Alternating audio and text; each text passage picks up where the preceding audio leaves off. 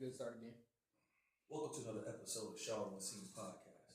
Got my main man, Ed Moore with the building. Yo, what up, man? How you doing, man? What's good, brother? Chilling, man.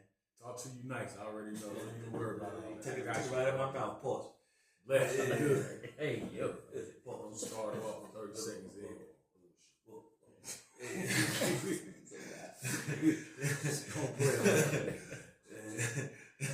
I guess it's like why? Yo, we got a special guest in the building. We got my man, fellow Kappa Alpha Psi brother, my main man Russ Stewart in the building. How you doing, sir? I'm good, man. Good to see you, King. Likewise. Glad to have you here today, man. Yeah, glad to be had. Yeah, man. Yeah, we were talking before we got on air about a lot of things. But I want to start off introduce yourself to the audience and where you're from and everything. Let's get that out the way. Yeah, man. Russel Stewart, grew up in Lugard, South Carolina. Son of a banker and a highway patrolman. A brother, a father, an author, entrepreneur, licensed financial advisor, and now a creator. So yeah, man, just living the dream, man. Trying not to live in the box. Yep. So where you're from in South Carolina, how far is that from Charlotte? So, that's about an hour and 20 minutes. So it's probably about 20 minutes outside of Columbia East, like going towards Florence. Ah, okay. You got it right. I-20, is that right? Yep. Yeah, I-20. I know a little something. For New Yorker, son. You know what I mean? I used to be up and down the highway doing my thing, son. The highway, you know. What was you doing? Let's unpack that. So coming from that area where you're from, what brought you to Charlotte? How'd you maturate to it? Man, I ended up in Charlotte to be closer to my son. So after college, man, moved to Baltimore. Oh, okay. Well, after I graduated from college, man, I worked at K Jewelers and worked part-time. I worked as a substitute teacher and worked at K Jewelers. Got an opportunity to move to Baltimore to work for the Social Security Administration. Oh, yeah, that's on Security Boulevard. Yeah. Oh, you was up there? Yeah. Oh, okay. Yeah, man, right My up barbershop Woodlawn. was Picasso Cuts in Woodlawn. I used to Oh, go there yeah, all the time. Right Woodlawn. there. Right by the mall. Yep, Yeah. well, security. Yeah, Yep, so- I didn't know that, right? Yep, did 5 years in Baltimore. Okay, yeah, you're official. You did 5 in Baltimore. Yeah, you won. Yeah, you Hip-hop made ticket. it out. Liberty Ave. Liberty Ave, yup. Yeah, I had a man. little thing on Liberty Ave back then. He got stay with the thing. Stay with one all the time. Yeah, little thing. She know what she got. But anyway, yeah, man. so- So, what high school did you go to in South Carolina? So I went to Lugard, Elgin. Okay. And college? College went to Claflin University in Claflin, Orangeburg. okay. Yep. Orangeburg. HBCU, the oldest HBCU in South Carolina. Say it again. So The oldest HBCU in South Carolina. Claflin, shout out to Claflin. That's what's up, man. 'Cause Orangeburg is home to where the riots were, right? Long time ago. Yeah, the Orangeburg Massacre. Yeah. So you coming from South Carolina, doing a little. I call it time. Whenever you go to Baltimore, you're just like doing time. Because it's a little racy out there. You gotta be careful. Yeah. What they call it, Baltimore, the city that reads. They say be more careful. Be more careful. Be more Gots careful to be. out there, man. Yeah. So how was your time in Baltimore working for the security? Baltimore was cool, man. It taught me that. Well, first of all, the Baltimore and DMV area taught me that Black people can actually do extremely well. So that's where I began to dream, because my dream when I was younger was just to make $40,000 and work in the air conditioning, because I was working in warehouses and factories throughout the summer, and I started to see Black people super successful and doing well, and that inspired me to dream and to believe that I can too do something different. Right. Yeah. So got there, worked for Social Security Administration, started making some decent money, and wanted to learn how to invest. So I got with my mortgage lender, bought a house, and a realtor. I said, man, who anybody know anything about stocks? He introduced me to his mentor, which was with Primerica Financial Services. Started working for them part-time while I was with the government, got fully licensed to be able to do investments and insurance. Didn't like the multi-level marketing thing, so I quit the government, took my licenses, and opened up my own practice in Charleston, South Carolina, called the Merrick Financial Group. I'll say that again, so I opened up my own financial practice in Charleston in 2014 called the Merrick Financial Group. Awesome. That's awesome. Yep. You got 12 years with that. Yeah. Right now. Yeah. How's that going? So in 2014 to 2018, I built my practice, moved to Charlotte. What's crazy is the American Financial Group actually sponsors colors 1 year. As a marketing technique. Sold it to my partner in 2018 to go back into corporate America. So I started working with TIAA, Nuveen, Wealth Management, and started selling investment funds to advisors to their portfolio allocations to their clients. And yeah, man, did a small little banking stint at Truist, and now work as a financial consultant, helping advisors scale their practice through LPL. Okay. Yeah. Okay. I'm familiar with See, LPL. that's like, now let me explain it, because I talk to people about, like, I had to learn how to get out of certain things, like when it was over for that. Yeah. So you say you sold your company to your partner, went back into corporate. How did you know? How did I know? Like, what was it like? So the problem was I was living in Charlotte on the weekends, but I was spending my time in South Carolina with clients. So it was very challenging for me to tap into the Charlotte market. Right. What it would have took was for me to straight focus on Charlotte folks, but I would be missing out on back home money. So I had to make a decision. Right. Did I want to move forward and try a new beginning, or do I need to take myself back to South Carolina? But that would have took me away from my son. Yeah. So I chose my son over my dream. That's, you were still able to sell it. Yeah, I was able to sell it. Still have your clients here. Yeah, well, yeah. So I mean, after that, once you go into corporate America, it's a conflict of interest. Yeah. Compliance. Yep. So Compliance. I don't like hearing that word. yeah, compliance. I'm not bro. touching that. Yeah. Yeah, but I'm still licensed, so if I ever wanted to go back into a practice, I wouldn't start from scratch. I probably would buy a practice and try to scale it from there. Yeah. That's interesting. So you talking about what you've been doing? What's your ultimate career path as far as like what you like where you're trying to go? I think now, man, I'm kind of just going wherever the wind blows, but where I believe is leading me is into marketing and to branding.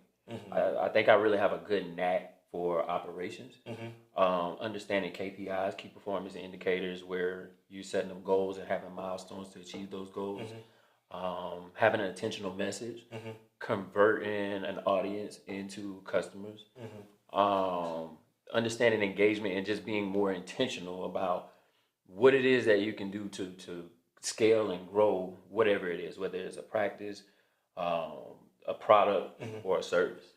So I think over the course of the time, through my entrepreneurial endeavors, from owning a laundromat, from owning my own financial firm, to owning homes, I understand that markets and being able to identify opportunity within those markets, understanding the cash flow that's in that market, when to get out, your stop loss, and just your entry point. What's important, when to get in, when to get out, how much you want to make, and how much you want to stop from losing. Yeah, because very interesting. I was having a conversation the other day. I feel like a lot of especially African Americans, we invest in stuff. I feel like that it's not good investments. Like a lot of people, like, of course, like everyone wants to own a lounge or things like that. And like, you have like even athletes to tell you like people might come to you for investments or whatever, and they might ask you to invest in a restaurant, but you've never ran a restaurant ever in your life. Sure. Right. You know nothing about it. But like, how do you gauge that? Like, if I was like, because with me, like, I've used to own a cigar bar, and I didn't know. I was a fan of cigars, but I didn't know the business. Sure. And like when people come to you and ask you for advice on where to, I guess not financial. Like, I'm not asking about financially, but like just where to put your skill set to where your money can work for you. Yeah. Well, I think the first thing is understanding what you're trying to sell. Most people think they're selling a product, they're selling a service, or a good time or entertainment. But what you have to really think about is, one, what type of impact that you want to make, right?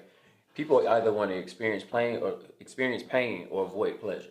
So how do you, whatever you put in the market, like, yeah, you say you own a cigar lounge, but maybe what you were selling was a place where you can have a good time and enjoy yourself away from work.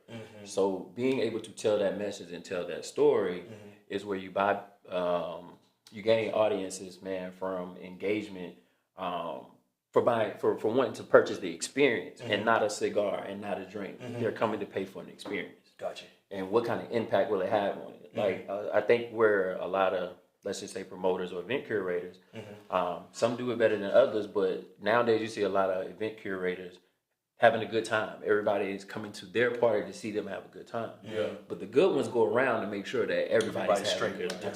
Yes. So I think, just understanding what you have and the impact it'll make on people. Focus on the impact and the money will follow.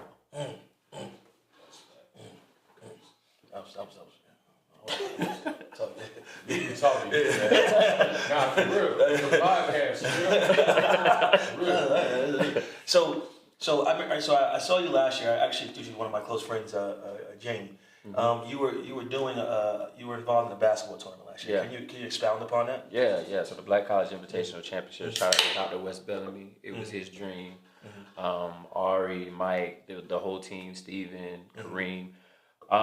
Wes called me one day randomly saying, "Man, I had a dream, bro. I had a dream that I, want to start a basketball tournament, sort of like the NIT." And I was like, "Hey, man, you run the Tonsil League in Virginia. I done seen you do multiple things, man. All you gotta do is put your mind to it." So he started working, moving around. He said, "I got some meetings in Charlotte." And then next thing you know, he said, "We got a tournament, so I need your help." So then we got together and, bro, we just had to build the plane while flying. So the one thing that I wanted to bring towards the tournament was, one, professionalism, and two, outcomes that could be measured. So what I wanted to focus on was converting customers, viewers or audience into customers and ticket sales, right? Where we can leverage the data for sponsorships. We can leverage the data for attendance, and when we build relationship with businesses in the community, we can show the type of exposure they will have based upon data points and key performance indicators. So I think that's where my role in the tournament came in, where helping define the roles, making sure we're hitting these milestones, and helping out on the marketing side as well.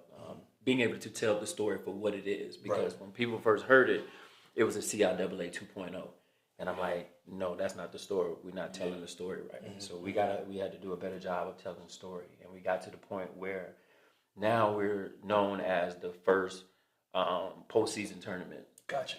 Post-conference tournament. So shout out to them and the team. It's actually this weekend in Virginia State. It's gonna be a fun-packed weekend, man, with a bunch of events. But Jamie was instrumental, because we were talking about, all right. Don't give him too much credit. But just, No, I'm gonna give him the credit. And I'm gonna tell you a guy at work, man. I was talking to Wes, and I said, "Yo, we got a lot of events that's on the page. We need to keep the main thing the main thing.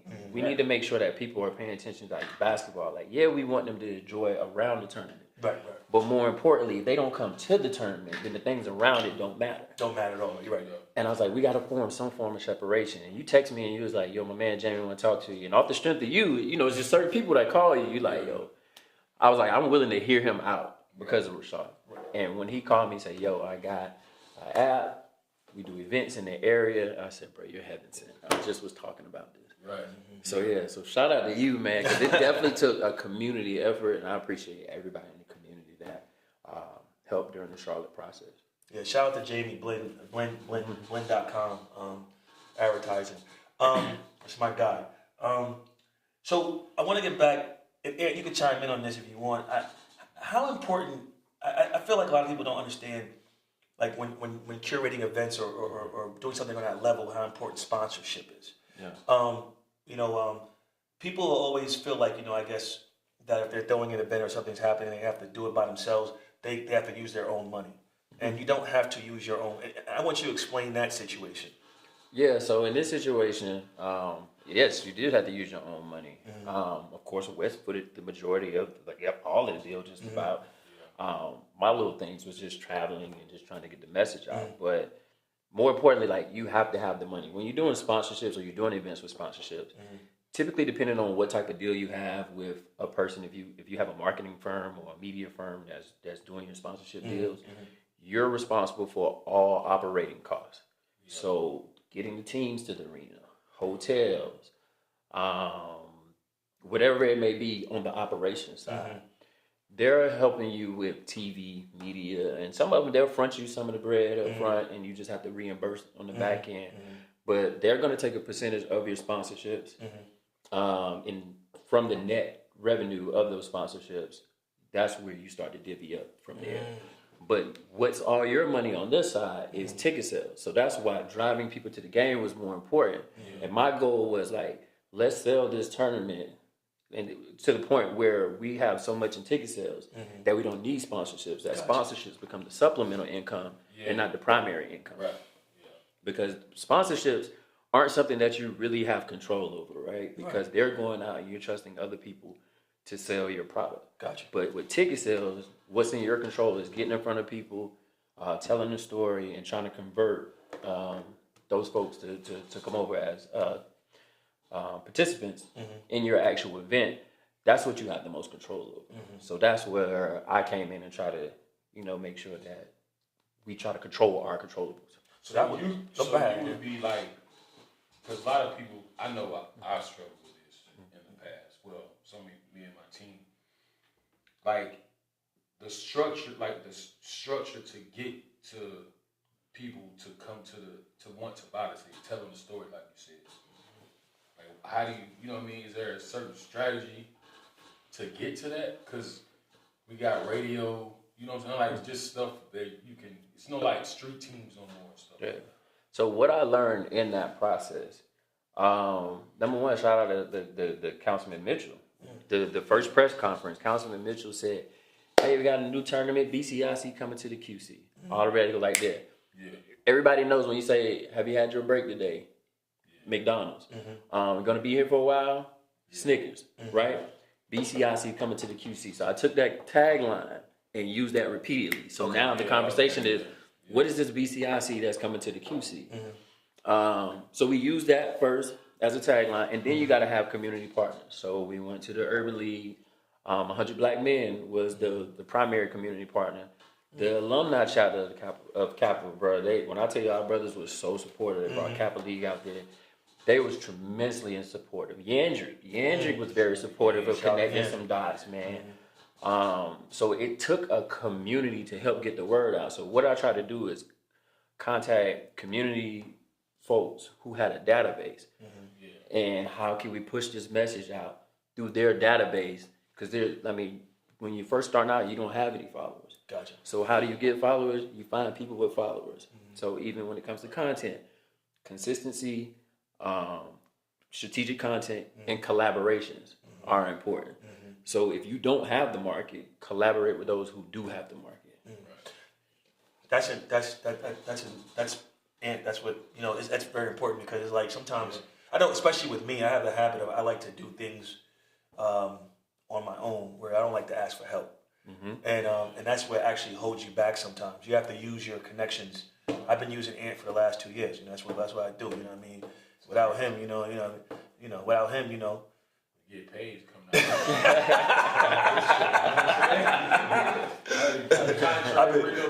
I've been calling collaborating, but I've been using hell out of it. We'll collab every day, twice a day. I'm glad I like it. I'm telling you, man. So is that where this is a question I have to have? Like, I remember when CIAA was here, that was one of the biggest problems with it. Like, people would go to the actual parties, but they weren't going to the games. Yeah. And that's why I think it ultimately was pushed to Baltimore. How do you think? Well, it's a question we all can ask, but how do you think you circumvent that? Because I think that's what really hurt the game. Like you said they're not coming to the games. It doesn't matter about what's going on. It was kind of the opposite with CIAA. I was going to the games when I was younger. It's like 16 people at the game. But you can barely walk around outside. You can barely walk around, So markets emerge. CIAA is a well-oiled machine. They got the reputation, but markets emerge. And when you have that party atmosphere and people have to make a decision, that's where I think where my idea of bringing it to the table to the team was like, yo, we got to bring the party to the arena. So where we did with strategic partnerships, I looked at who had a good following in the city. Shout out to Sam Davis from True Vibes. A lot of where I am going on right now was because of Sam, and I'm sure we'll talk about it later. Sam was the first person to come to me and say, "Yo, I want to partner with you." And I was like, "Cool, I'm gonna come to your party." And I seen her atmosphere, and I was like, "That's our crowd." Sam came to me and was like, "Yo, let's do a video so we can talk about what this is that is coming," because she had to do a job of telling the story of why her party is important. Where CIAA is doing now is they're partnering with the promoters. I think in the past, maybe there was just the promoters against the tournament. But we want to incorporate the parties into the tournament. Gotcha. So we got with Eddie Entertainment. Shout out to Eddie. We got to Sam. Shout out to Sam too. She's supposed to come on here. She canceled on me, but we're gonna talk about that later. But go ahead though, Sam. Got with Sam. Got with Curtis. Okay. And those were our partners because it was about brand too. Right. Safe.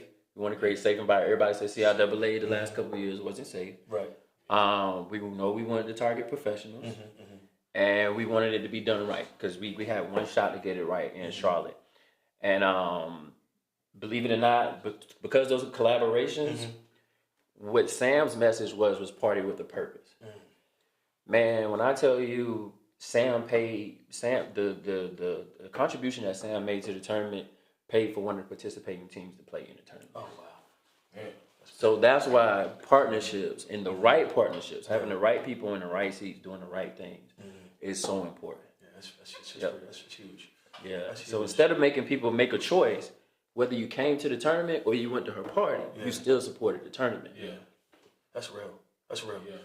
And shout out to Curtis too. I just saw Curtis the other day. But I saw you at the bowling. I went to the bowling alley. Him and Eddie too. Yep, man, they were instrumental as well. That's what's up. And that's the whole community and collaboration thing. When you come together and you have the right partnerships, the right people in a situation, it's always going to work and thrive. Yeah. So you've been delving into filming. You've been doing your thing with the camera recently. Yeah, man. So during the tournament, I was going around. I did an HBCU tour, so I went to like 9 homecomings. Picked up the camera phone, limited marketing budget, and then after the tournament was over, I said, "Man, let me pick up a camera and just see what happens." So Sam, I talked to Sam. She's like, "Yeah, I got a camera. Come shoot my day party and just see what happens. Like, see if you like it." My first recap party of Sam's recap party, I've been booked ever since. What I realized is that, while I do personal things, I understand that where I want to stay in the business space because I enjoy the art of storytelling. So what I thought I lost, and I know we was talking earlier where you thought you lost in the past, my financial firm was the Merrick Creative Group. Once I got into this space, the Merrick Financial Group, I got into this space, I call it the Merrick Creative Group. And where Merrick came from was John Merrick, who was a barber in Durham, North Carolina, who partnered with a physician to start North Carolina Mutual Life Insurance Company, which is the oldest Black Wall Street company still around today. Wow. Yeah. So again, storytelling, impact. What's the story behind the names? I just enjoy stories, and I enjoy history because it plays on the heartstrings of getting buy-in or purchases from folks. That's what's up. Yeah. And so with what you're doing with the storytelling through the lens, I like to say storytelling through the lens. Besides what you just spoke about, what's some of besides Sam's event? What's some of the best events that you've thrown? Well, colors. That you've seen. Colors. That's what I wanted to say.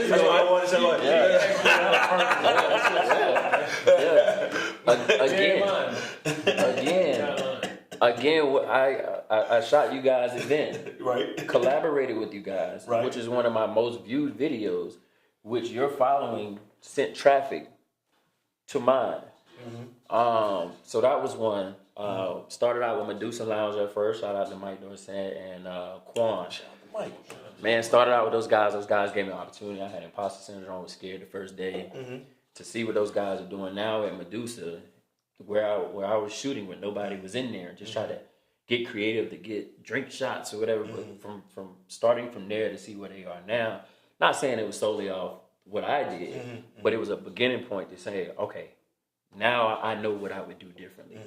Sam Yandry, golf tournament. Me and Yandry put together, so I sat down with Yandry. I said, yo, I got a script for you. Just trust me, my lead on this script. Really, one of my most viewed videos. Still to this day, people are liking Yandry's video from that script.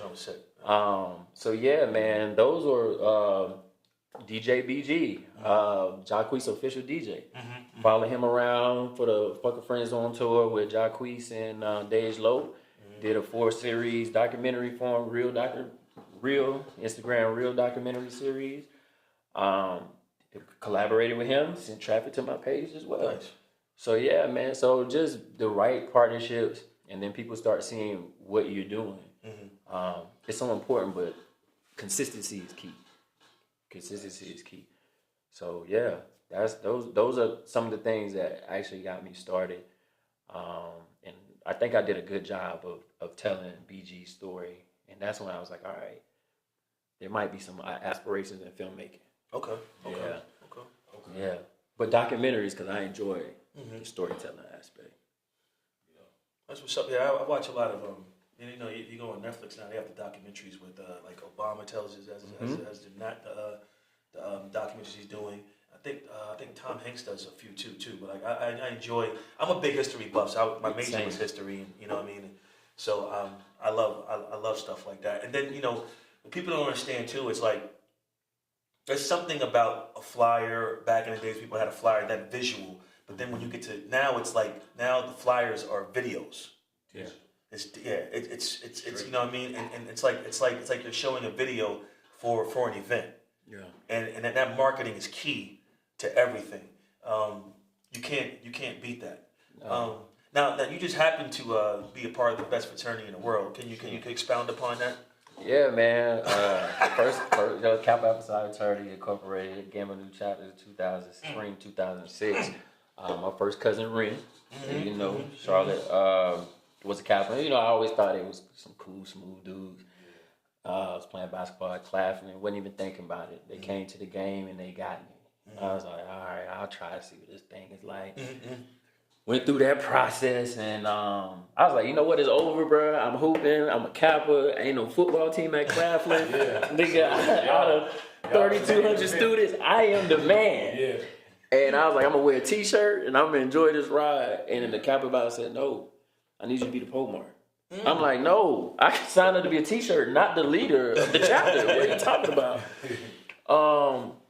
And I was rough on my public speaking skills. Couldn't really dress like that. He was a public speaking professor. And I said, man, the only way I'll do this is if you promise not to let me embarrass myself. And he said, I got you. And Dr. Rouse took me under his wing, bro. Taught me public speaking, taught me how to dress, taught me how to tie a tie. And we won chapter of the year. The year I got initiated, next year we won chapter of the year. I was playing basketball. I had the highest GPA between North Carolina and South Carolina Capitals in all sports. My line brother won student of the year. Another one won another award. Then the spring line that I brought over, 2008, I believe, well, it's undocumented, but I think in my opinion, to my notes, my knowledge, that line, their probate grossed over $15,000 that year. Oh, wow. And that's when I knew I had something special about business, because Kappa taught me the first order of business. And the way that I market those guys to come out, and how we positioned the probate did not surprise me when we grossed over $15,000. It was like a homecoming step show. Oh, wow. Yeah.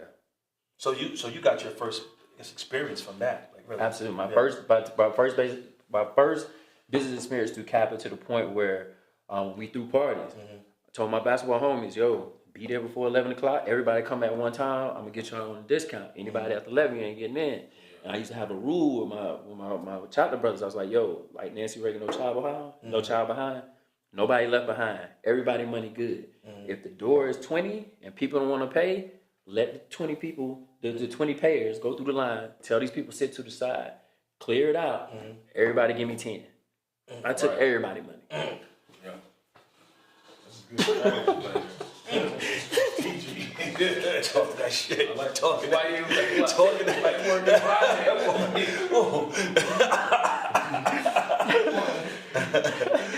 No person left behind. Nobody Everybody left money good. Yeah, give me what you got. Yo, so we got a bet, Russ, that Ed supposed to play me 1-on-1. Nice. So now he chickening out because he just got to go through somebody else. All I gotta do is play. All I gotta do is play. See, that ain't my problem. That ain't my problem. Now, Russ. You mean it's not your problem? Now, Russ, I think you could get 2 points on him. I think you'll probably beat him. I don't know, man. I'm coming off an ACL surgery 2 years strong. Man. See, look, man. The whole team messed up. Yeah, man. I'm the healthiest one on the team. I'm not there playing, bro. Training. I wasn't even playing. You wasn't even playing? Yeah, the floor was slick, bro. Oh, you just walking and you got injured? No, I was running. Oh. I mean, I'm like training a kid. Like Okay. Bro, I was still dunking at 38, boy. What? I stopped dunking like 10 years ago. I ain't dunked since I was, I was like 31 or something. Yeah, bro, I was still dunking at 38. You still dunking 30? Nah, How tall are you? Like what? 6'2"? 6'2". Yeah. Dang, I thought. Yeah. And you, how tall are you? I'm 6'6". Nobody. But he looked taller than 6'2". Yeah, he look taller than 6'2". I'm 6'3". I mean, if you look at the roster sheet, it's probably say 6'4". You know, Yeah, I think you got to add them two. Some people can't do that. They look like they 6'2". They try to scare you. Probably put 6'3", 6'3". Add 10 pounds on the weight. Yeah. You gotta do it. Yeah. I remember one time I was out in All-Star Weekend in Houston. So I found myself in a conversation around it was Nick Van Exel, T.O., and Chris Morris that played for the Nets. But like T.O. walked up, and this is like back when I was in college, but T.O. was like, it's T.O., but he was smaller than me. Yeah. And I was looking down, and I was like, is this T.O.? Now I ain't gonna lie, he probably take his, he probably cut up like a mug. He cut up like hell. But he was smaller, and I was like, damn, that's T.O.? But you never know. They be adding numbers to the sheets, and but he's like 6'1" though. But he's a solid 6'1". Yeah, he's a solid 6'1". Yo, I tell you, speaking of NBA, man, bro, I had the opportunity to meet my favorite basketball entrepreneur, bro. Who's that? Magic Johnson. Oh, you met Magic Johnson? Yeah, man. Played against him? No. I was at out in Cali for a sales meeting, man, and they said, yo, we got a guest speaker. And it was Magic Johnson, bro. Like, when you sit around, like, as an aspiring business person and you play sports, bro, Magic Johnson is like Michael Jordan of business. Michael Jordan is up there, but his is a little different, right? Mm-hmm. Like, he's a natural competitor, and he's naturally the greatest at something. So he's gonna have access to resources. Yeah.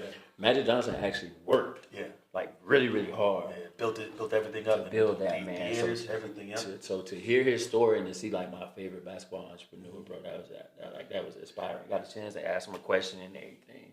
People don't give. I feel like it happens. I think in every sport, people forget people, and when new players come along, or there's new players in every game, and people forget Magic and Larry Bird saved the NBA. Absolutely. And Magic won the chip as a rookie. It gave it a narrative. It made it more like team oriented, but then Mike came in and made it more individual. Yeah, because Magic was pretty to watch. Yeah. Magic made the game look pretty, man. Oh my gosh, man. His passes. And people will say he had a great team behind him, but that team wasn't doing nothing without him until he was that piece. Yeah, Bird was like that too. Yeah, Bird was great. But what he had better talent, I don't know. What Magic had that a lot of people didn't have is charisma. It started the Showtime. Yeah. That smile too. LA, that smile, man. That smile. I love that story when Kareem got hurt. He said, "Don't worry about it. I'm Kareem tonight." Yeah. Yeah, man. So it's like, man. So like to see people like Magic Johnson, Shaq is very educated businessman as well. Every other commercial. And there's one more player. It's not Walter McCarty, but it's one guy, man. He owned Wendy's, chicken. Burrow. Yeah. Pat, rest in peace. Yeah, man. I wish I had those guys around. I never really got a chance to play with like a Shaq or Jamal Mashburn. Mash got some stuff too. But see, Mash came up under that Kentucky bridge, like with Junior Burrow and all those guys. Yeah, man. So even what you're doing on the NIL side, man, it's an opportunity. I think how kids need to look at it now is that basketball is the vehicle. Is not the saving grace like it used to be back in the day. This is a vehicle. It's a vehicle because when the ball stops, and you probably can talk to that, but Malik, I talk to Malik, I talk to Billy, and when the crowd isn't screaming your name no more, and you don't have that crowd adrenaline, what is going to be your next adrenaline? A lot of guys do well in business coming from sports because you're keeping score and you're trying to win. Yeah. It's hard though. Oh We yeah. talked about this over here before. We had a few financial guys, and like I said, I told them, I was like, man, you gotta really sit down and pray, and know what you're good at. But it takes time. I started just reading, writing stuff down, and then it came to me, and then everything came up. Like I'm gonna get with you. Me and my man G. Garrett Young. Yeah. He's got a sports entertainment and marketing company based in that NIL space. High school kids, college. So it's like I don't see nobody else around here doing that. Yeah. So we've been around. Like I've been in all these meetings Gary go to every day. We got to sit down with. I got to get with you. Yeah, man. Teach those guys how to build a financial house from the foundation to the roof, with the foundation being the insurances, right? Because if any of those things happen, the whole house come down. Teaching them about the Rule 72. You know what I'm saying? How you divide whatever interest rate you're getting into each account, or into an account. That's how long it takes for your money to double. Prime example: if you got an account that's paying you 3%, 3 goes into 72, around about 12 times or something like that. So it takes 12 years to turn $1 into $2 in a 3% interest rate account. So just little small financial principles, man, where they can understand about asset location and asset allocation. Asset location is which account should I put this money in so I win tax advantageous wise. Asset allocation, what should I be investing in? Stocks, bonds, mutual fund. So that both of those things are important. So where you put your money and how you allocate your money determines your outcome long term. That's the kind of stuff you're gonna be telling them, bro. What's your inspiration? Man, getting into finance, I'm gonna be honest with you. Growing up, mom and dad, like, when you're surrounded by love, you don't know the struggle. Like when you're surrounded by love. But I remember in the summers, bruh, commercial credit used to call,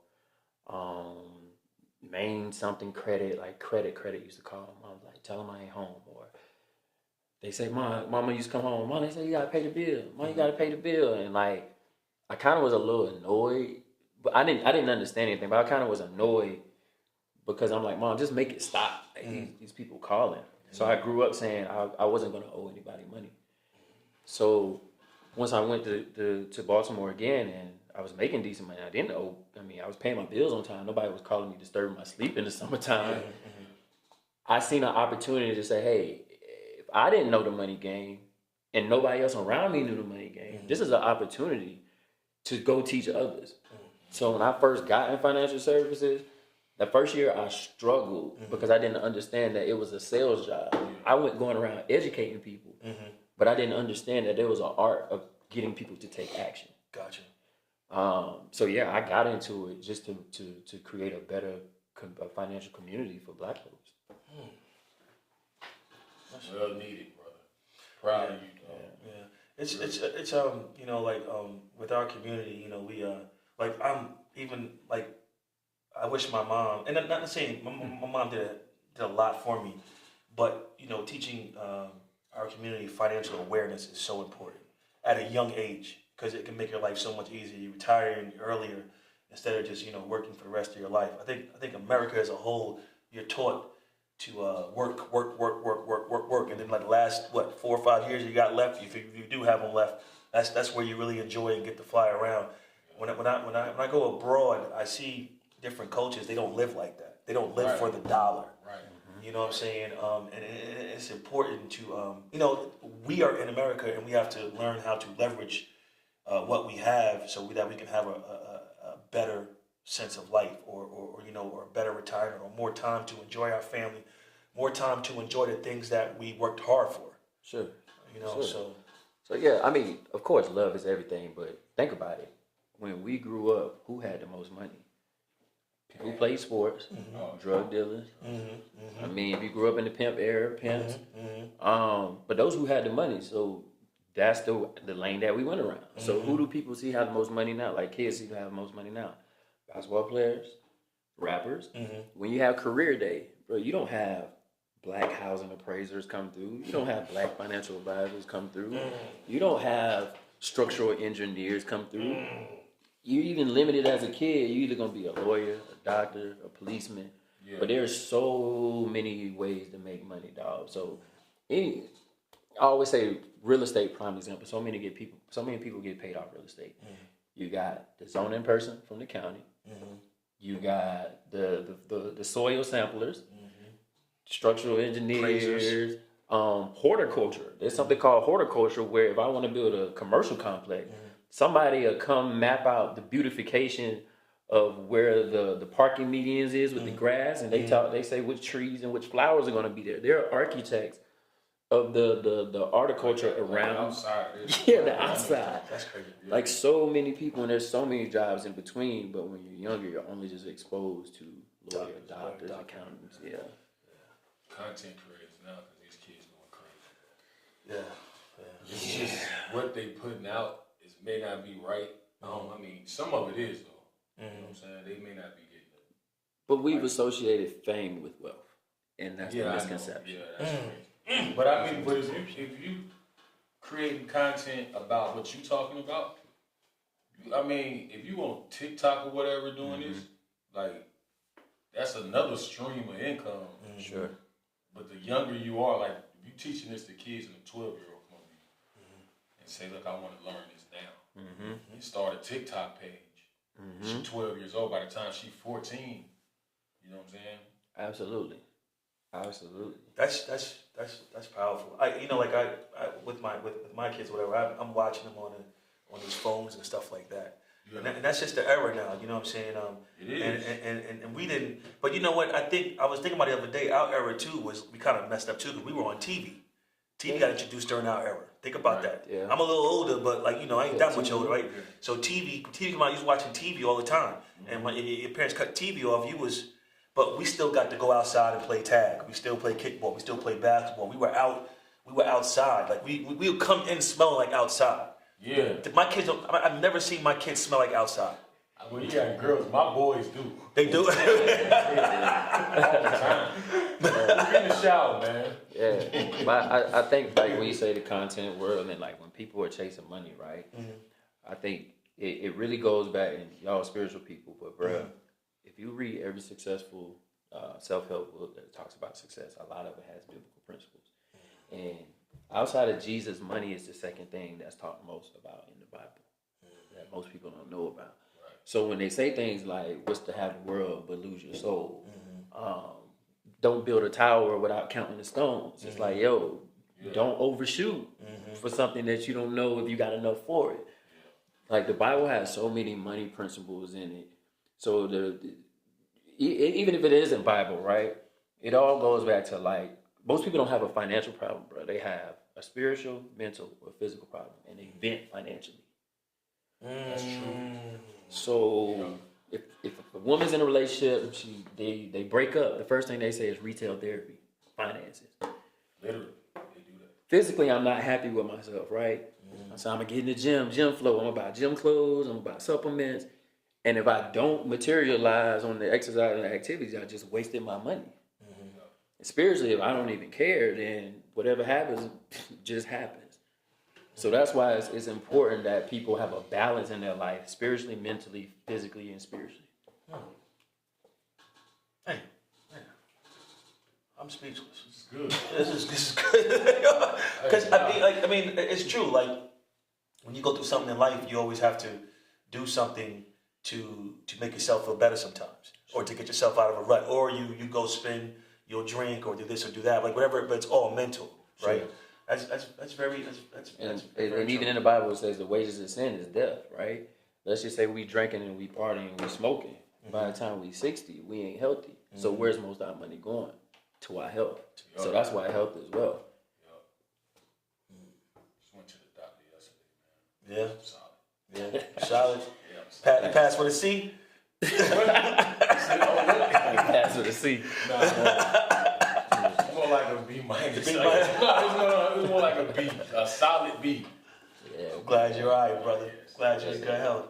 So we're almost at our limit. I wanted to do you have anything that you want to put out there as far as telling the what your future endeavors are and what you're embarking on? Yeah, and man. where they can find you too.